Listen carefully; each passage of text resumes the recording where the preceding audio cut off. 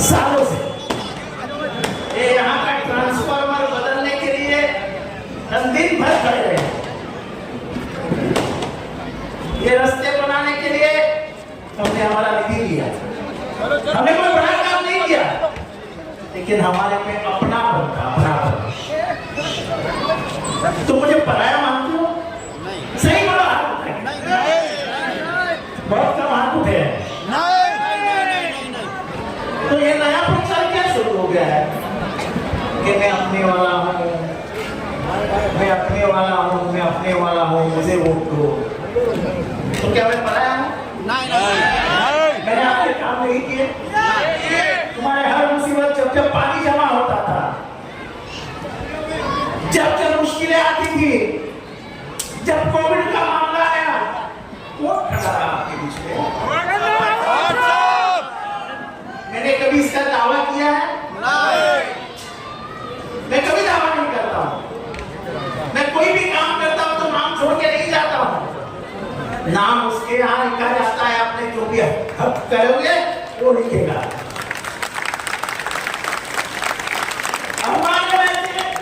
इंसानियत को मानना नहीं है, वो अपने दिल में रहती है। हमारा रिश्ता इंसान से इंसानियत का है, धर्म का नहीं है।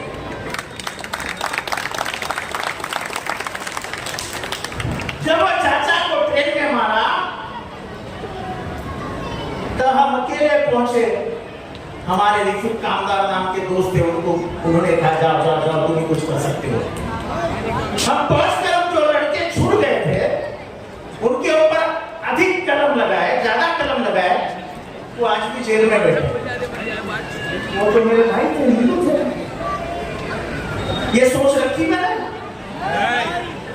मैंने दिल में सोचा था कि मेरा बाप उस जगह पे होता तो मैं क्या करता। वही काम मैंने किया, मैंने हक के बारे से काम किया। और ऊपर वाले को यही मंजूर है, कोई भी हो जिसका हक है उसके साथ खड़े हो। और मैं उम्रा में आके यही सीखा हूं, और मैं मेरे बचपन से यही सीखा हूं कि जात धर्म का कोई अंतर नहीं होता है, अंतर होता है सिर्फ इंसानियत। जिसके दिल में इंसानियत नहीं है वो धर्म को हाथ में लेता है। बीजेपी में इंसानियत है, इसके धर्म के साथ खेती है। नरेंद्र मोदी क्या कहते थे पहले ही भाषण में कहा, पहले ही भाषण में, ज्यादा बच्चे पैदा करने वाली कौम, ये कोई बात है? मंगलसूत्र छोड़ने वाले और न जाने क्या क्या बात है, इतनी नफरत क्यों गाते हो? ये तो तकदीर है कि महाराष्ट्र और उत्तर प्रदेश ने अच्छा वोटिंग किया और उनको 240 पे लाके रख दिया। अगर 400 पार जाते तो आज तक तुम्हारा संविधान गायब हो जाता और तुम्हारा जो शरीयत है उसको निकाल के बाजू में रख देते। आज आसाम में निकाह नहीं लगाया जाता है, कोर्ट मैरिज करने को बोला है। ये शरीयत में मंजूर है? नहीं। तो शरीयत में हाथ डालने का अधिकार किसने दिया तुमको? अगर महाराष्ट्र में फिर से उनकी ताकतवर सरकार आ गई ना तो तुम्हारे में अभी निकाह बंद हो जाए। जाओ कोर्ट में लगा मैरिज। वक्त की जमीनें निकालने का अधिकार किसने दिया उनको? वक्त की जमीनें तो अमीर लोगों ने, गरीब लोगों ने, जिनको इस्लाम धर्म के बारे में प्यार है, उन्होंने इस्लाम धर्म के बरकत के लिए जमीनें दी थी। तुम इन्हें क्यों कहते हो कि तुम ये जमीन दिए वक्त बोर्ड कैंसिल करो, अब जमीनें तुम कलेक्टर से लो। हम भाई तुम कलेक्टर से ले, हमारे बाप दादाओं ने मेहनत से कमाई होगी पैसे से ली हुई जमीनें आप जमा कर लोगे या तुमको किसने दिया? हमको मस्जिद बनानी है, हमको कब्रिस्तान बनाना है, हमको मदरसा बनाना है, हमको इस्लाम स्कूल बनाना है। वहां जमीनें कहां से आएगी? अरे आप पे 5 एकड़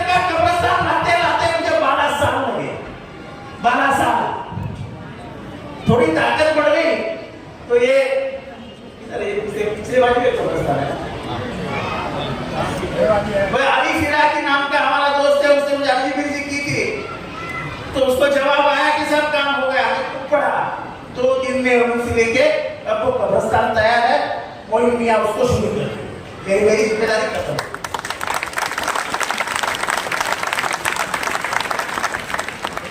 अरे तुम तो कब्रिस्तान की जमीन खाने वाले लोग हो। मैं बोलता नहीं हूँ किसी के बारे में, मेरा सवाल इतना ही है कि विशालगढ़ पे हमला हुआ, लोग पकड़े गए?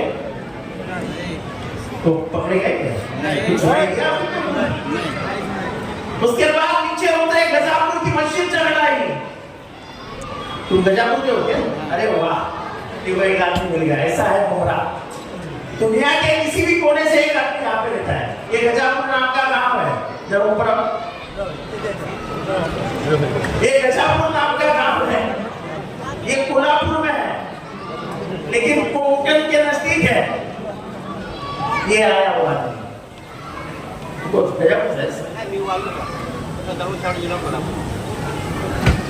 ये शाहूवाड़ी नाम का जिला है, उधर का शांतदास्तिक ने कहा तिथे कभी हिंदू मुसलमान झाले? 400 साल में उधर कभी हिंदू मुसलमान नहीं हुआ, और हर गांव में 80% हिंदू है और 10-12% मुसलमान। पर कभी हिंदुओं ने वहां दादागिरी नहीं की। वो शाहू महाराज से हिंदू है, ये शाहू महाराज को बराबर बेचा था। जिसने कोल्हापुर का पानी पिया है वो शाहू महाराज को कभी नहीं भूल सकता। इस देश में सेक्युलरिज्म लाने वाला पहला आदमी कौन था? शाहू महाराज। मैं उसमें नहीं जाता हूं। विशालगढ़ के आदमी और कलेक्टर को बताया था कि कुछ होने वाला है। वो बताया कब था? 5 जुलाई को।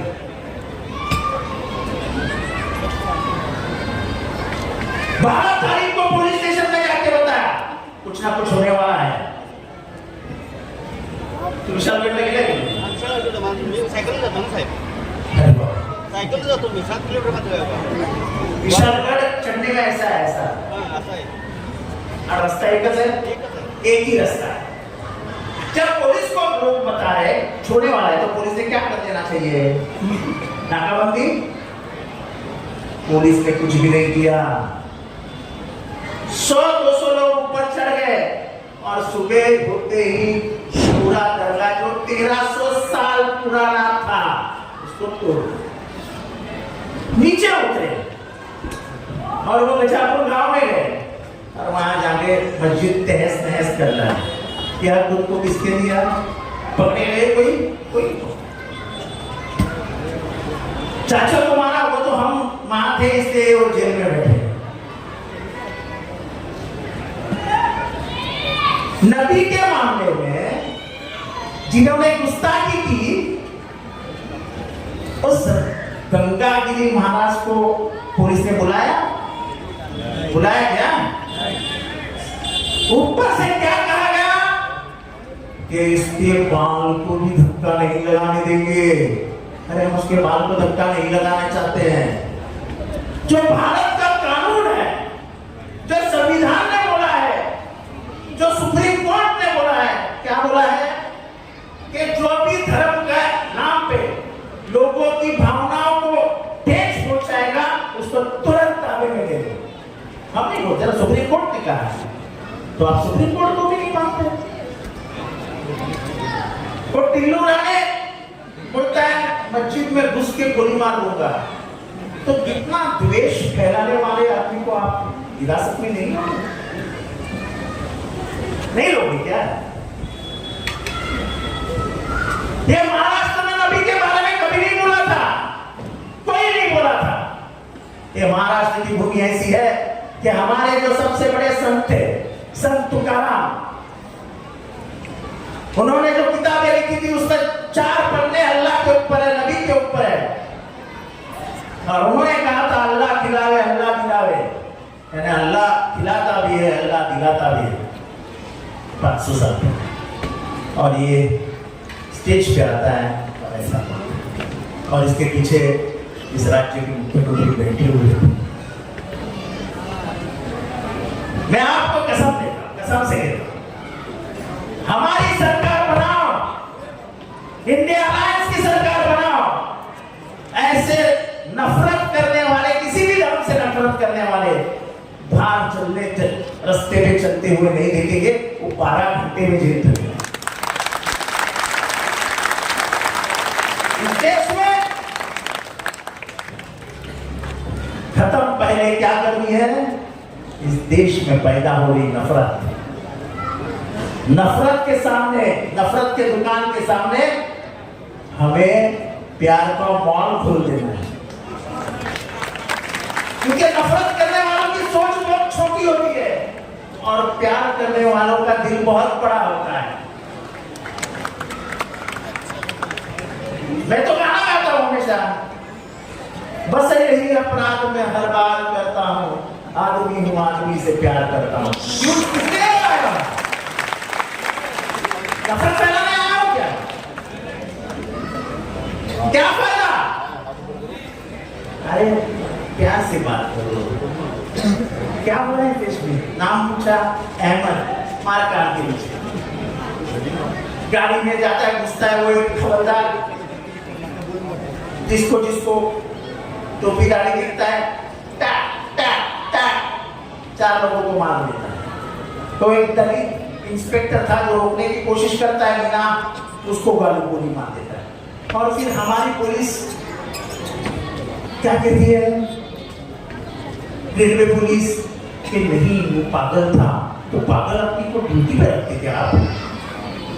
मैंने पहले ही बोला वो पागल नहीं था, उसके दिल में मुसलमानों के लिए नफरत थी, इसलिए उसने चुन चुन के मुसलमान मेरे ऊपर बहुत बरसे लोग।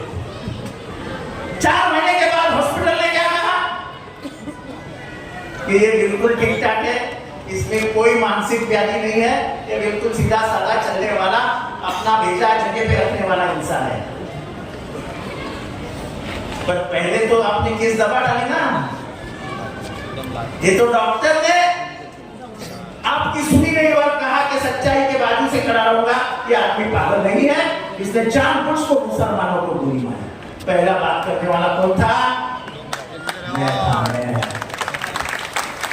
बात करने वाला कौन था? ये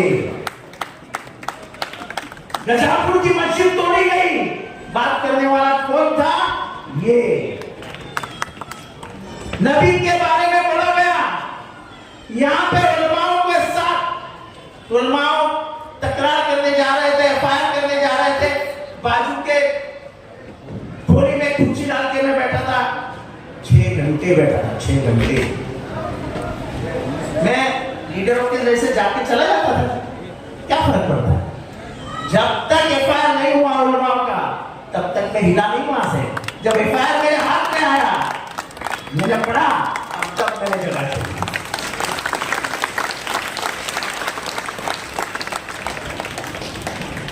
ये हमारे कुछ घड़ियाल वाले आपके पास आएंगे। एक जमाने में ये जो पार्टी लेके घूम रहे हैं, वो पार्टी किसकी थी? जरा जोर से बोले, किसकी थी पार्टी? किसकी? शरद पवार ने बच्चे को जन्म दिया, उसको पाला, उसको पढ़ाया, उसको इज्जत मिला के दी, और एक दिन आधी रात में उनको घर से धक्का मार दिया और जाते जाते उनके हाथ से घड़ी ऐसे छीन ली। हम घड़ी छीन, जब ट्रेन में छीनी जाती है तो उसको क्या बोलते हैं? क्या बोलते हैं? पॉकेट मार। और ये जो घूम रहा है ना आपका बच्चा है, पाकड़ बिल्ले, ये पॉकेट मारों की टोली है और उनका वस्ताद कौन है? अजीत पवार। मेरे ऊपर आज सुबह से टीवी में बहुत तंज कसा गया है कि जितेंद्र आवाज पार्टी मार, हमारी बम्बईया भाषा है। बम्बईया भाषा में जब खींचा जाता है तो हम उसको पार्टी मारी बोलते हैं। अरे मैं तो बोलूं तुमने हमारी पार्टी चुराई, तुम तो डाकू हो, डकैत हो, डकैत। सांप की उम्र 85 है, 85 है, 85। उम्र 85 हो, मैं बच्चों से पूछ रहा हूं, तो आप अपने दादा को कोई घर से निकाल देगा तो आपको अच्छा लगेगा? जोर से बोलो। दादा से प्यार कर। ये भतीजा जिसको 40 साल से आपने संभाला, उंगली पकड़ के चलना सिखाया, 5 बार उप मुख्यमंत्री बनाया, वो एक दिन हमारे साहब को घर के बाहर कर देता है, पार्टी खींच लेता है, गरीब खींच लेता है। मैं उसको डाकू और पाकिट मार बोलूं तो कुछ गलत बोल रहा हूं क्या? आप हाथ उठा के बोलो मैं गलत बोल रहा हूं। अभी बोले जितेंद्र आव्हाड को जवाब अब मुमरा करके देखिए। अरे कौन पूछता है तेरे को? ये जितेंद्र आव्हाड किसी के बाप से नहीं डरता है, किसी के बाप से डरता हूं तो ऊपर वाले से और मेरे शरद पवार से, जिसको मैं बाप समझता हूं, क्योंकि मुझे माँ बाप है। जब भी उनके ऊपर वार हुआ, तब बटन खोल के महाराष्ट्र में कौन खड़ा था? जितेंद्र आव्हाड। मैंने कभी ये नहीं सोचा कि फायदा और नुकसान क्या है। मैं अगर बीजेपी में चला जाता तो मुझे भी अच्छी मिनिस्ट्री मिलती, लेकिन उसूलों से हिलना नहीं चाहिए। ये रास्ते बन सकते हैं, बिगड़ सकते, रास्ते बन सकते हैं, बिगड़ सकते, लाइट आ सकती है, जा सकती है, पानी आ सकता है, जा सकता है, फिर से मिल सकता है, लेकिन जिस दिन इस देश की विचारधारा बदल गई, आप यकीनन मान लो कि ये देश हमारे और तुम्हारे हाथ से निकल जाएगा। हमको ये देश अगर बचाना है तो बीजेपी के विचारधारा को रोकना पड़ेगा। और इसलिए नबी क्या फरमाते हैं? ये जालिम और जुल्म दोनों का मुकाबला करो, इसे खत्म करो। आपको पूछा जाएगा कि जब जुल्म हो रहा था और जालिम का मारने का हथियार तुम्हारे हाथ में था तो तुमने क्या किया? तो तुम आपसे बोलोगे कि डॉक्टर बाबा साहब अम्बेडकर ने दिया हुआ हथियार हमारे पास था। वो क्या था? वोट। हमने वोट देके जालिम और जुल्म को खत्म करने का काम किया। आपको वोट देना पड़ेगा और सेक्युलरिज्म को बचाना पड़ेगा। इस कॉन्स्टिट्यूशन को बचाना तुम्हारा फर्ज है। जो कॉन्स्टिट्यूशन तुम्हें धर्म का स्वातंत्र्य देता है, वो डॉक्टर बाबा साहब अम्बेडकर की देन है। अपने फंडामेंटल राइट, अपने फंडामेंटल राइट, मूलभूत अधिकारों में लिखा गया है कि राइट टू रिलीजन आपको दिया गया है, यानी आपके धर्म में जो भी कानून है उसको पालने का स्वातंत्र्य है। तो ये कैसे आ सकते हैं आपके शरीर के बीच में?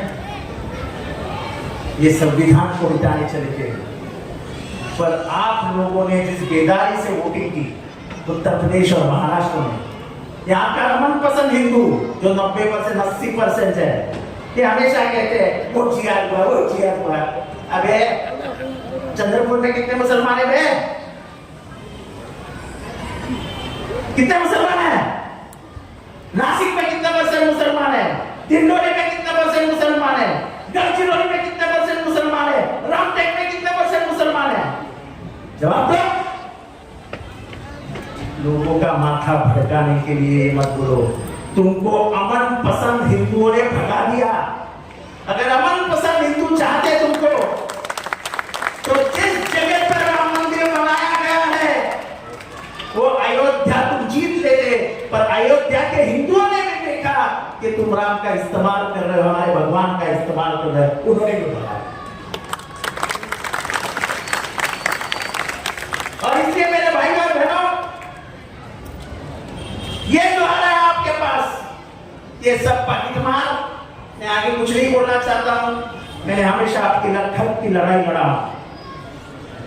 मुझे डेवलपमेंट मत सिखाओ, इसका डेवलपमेंट इस शहर को। मैं सबको पूछना चाहता हूं, क्या आपको 15 साल में मुमरा बनता हुआ नजर नहीं आता है? आप बताओ कि मुमरा बनता है कि नहीं बनता है? हाथ उठा के बताओ। मुझे दोनों हाथ ऊपर चाहिए सभी के। ये जवाब है, ये जवाब है। तो शहर तो बदलता रहेगा, बिगड़ता रहेगा, लेकिन उसको संभालने का काम अपना है। हम महाराष्ट्र में अमन और शांति के लिए चाहते हैं और इसलिए इंडिया अलायंस के सभी लोगों को जिता करके सत्ता में बिठाओ। मुझे भी आपका वोट चाहिए, तुतारी का बटन बताओ और आपके घर का जितेंद्र आवाज विधानसभा में पहुंचाओ। इतना ही कहता हूँ।